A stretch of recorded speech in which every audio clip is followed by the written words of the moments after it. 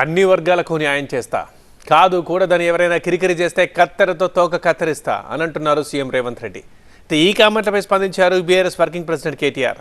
కత్తెరని జేబులో పెట్టుకుని తిరిగే వాళ్ళని ఏమంటారో తెలుసా అంటూ కౌంటర్ ఇచ్చారు. దళితులకు, గిరిజనులకు, బడుగులకు, బలైన వర్గాలకు, ఆదివాసీలకు, మైనారిటీలకు, మహిళలకు, నిరుద్యోగ యువకులకు, ఉద్యమకారులకు, అమరవీరుల కుటుంబాలను ఆదుకొని బాగు చేసే బాధ్యత నాది.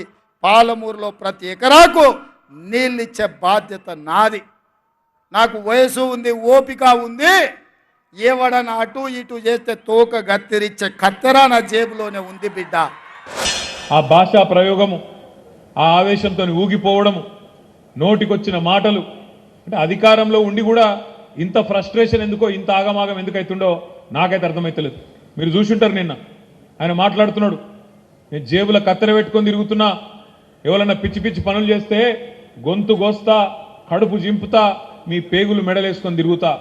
ఇది ఒక ముఖ్యమంత్రి గారు మాట్లాడిన మాటలు. నిన్న మా ప్రభుత్వాన్ని ఏమన్నా చేస్తే మానవ బాంబులు అవుతామని మాట్లాడుతున్నాడు. చాలా విచిత్రంగా అనిపిస్తున్నది నాకు తెలియక అడుగుతా, జేబుల కత్తెరలు పెట్టుకొని ఎవడు తిరుగుతాడే?